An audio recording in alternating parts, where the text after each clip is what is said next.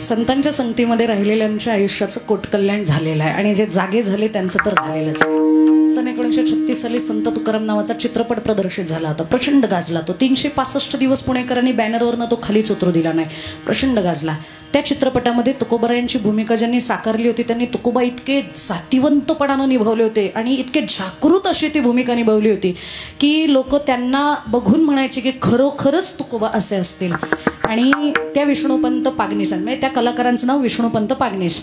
चित्रपट पूर्ण त्याचा गल्ला जमल्यावर विष्णुपंतांकडे निर्माते आणि दिग्दर्शक मानधन देण्यासाठी आले। असं त्यांच्या टेबलावर मानधन ठेवलं आणि हात जोडून सांगितलं, महाराज मानधन स्वीकारा। आता एका कलाकाराला महाराज म्हणायचं काही कारण आहे का? पण कारणही तसं होतं।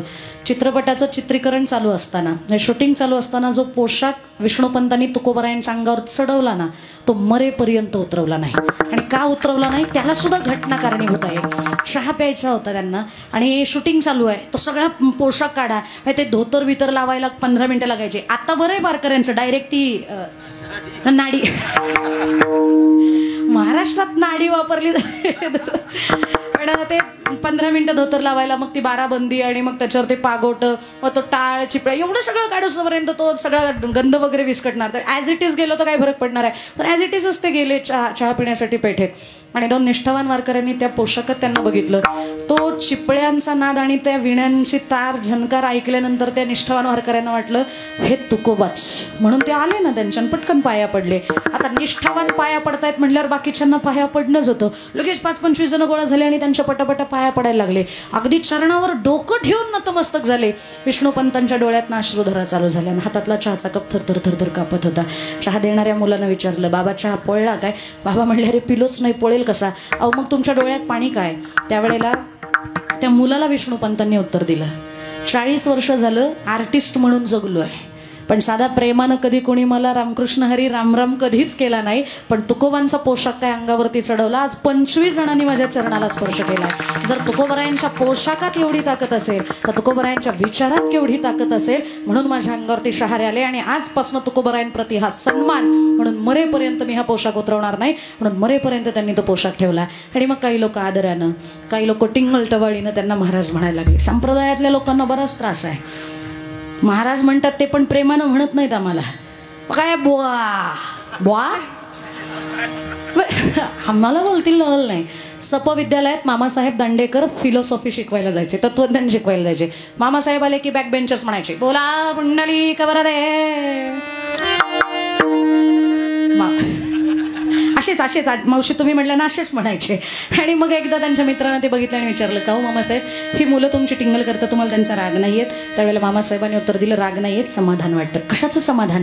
मामासाहेब म्हणले, ही पाठीमागं बसणारी मुलं आहेत ना, यांना तत्वज्ञान काही कळत नाही, डोक्यावरनं जातं। ह्यांचा उद्धार फक्त माझ्या पांडुरंगाच्या भजनानं होणार आहे, आणि मी म्हणल्यानं तर ते भजन करणार नाहीत, पण मला चिडवण्याच्या निमित्तानं का होईना पण पंढरीशाचं नाम यांच्या मुखात येत आहे, यापेक्षा मोठं समाधान काय असणार आहे? लोक काही जरी लोकांनी आमच्याबद्दल बोलले तरी सुद्धा बुवा हे सुद्धा तोंडात येण्यासाठी भाग्य असावं लागतं। त्याच्यामुळं मग ते महाराज म्हणायला लागले लोक, त्यांनी आनंदानं प्रेमानं टिंगलटवाळीचं सगळं स्वीकारलं। म्हणून मग ते निर्माते सुद्धा मानधन ठेवतात आणि सांगतात, महाराज मानधन स्वीकारा। त्यांनी ते मानधन बघितलं आणि स्पष्ट वाक्यात सांगितलं, मला तुमचं मानधन नको आहे। खरं तर मे बी आत्ताचा एखादा कलाकार असता तर तो म्हणला असता, नाही आणलेत, याच्यापेक्षा जास्तीची अपेक्षा आहे। पण विष्णुपंत त्यांनी ते मानधन किती आहे हे सुद्धा उघडून बघितलं नाही, हात जोडून सांगितलं, मला मानधन नकोय, माघारी घेऊन जा। निर्मात्यानं रुबाबात सांगितलं, महाराज ठरलेलं नाही हो, ठरल्यापेक्षा दुप्पट आणलंय, उघडून तर बघा, आम्हाला कल्पना आहे तुम्हाला अधिकची अपेक्षा असणार आहे, हे कळलं, तुमच्या मनातलं आम्ही जोखलं, म्हणून आणतानाच दुप्पट आणलंय, आता घ्या। महाराजांनी सांगितलं, ओ महाराज दुप्पट नाही, चित्रपटाचा अख्खा गल्ला जरी तुम्ही मला दिला ना तरी मला तुमचं मानधनच नको आहे। निर्मात्याला मागे सरकून दिग्दर्शक पुढे झाला आणि त्याला कळलं समीकरण काहीतरी वेगळं आहे इथं। पाया पडला आणि विचारलं, महाराज काही चुकत असेल तर सांगा, पण मानधनच स्वीकारणार नाही हा काय पवित्रा योग्य नाही, का मानधन नको आहे? त्यावेळेला दिग्दर्शकाच्या अंतकरणातला भाव ओळखून विष्णुपंतांनी दिलेलं उत्तर असं आहे, ज्या वैराग्य राग रसिक तुकोबांच्या भूमिकेनं मला अजरामर केलंय, त्या तुकोबांकडे छत्रपती शिवबाराजांचा सुवर्ण मुद्रांचा नजराणा आला होता।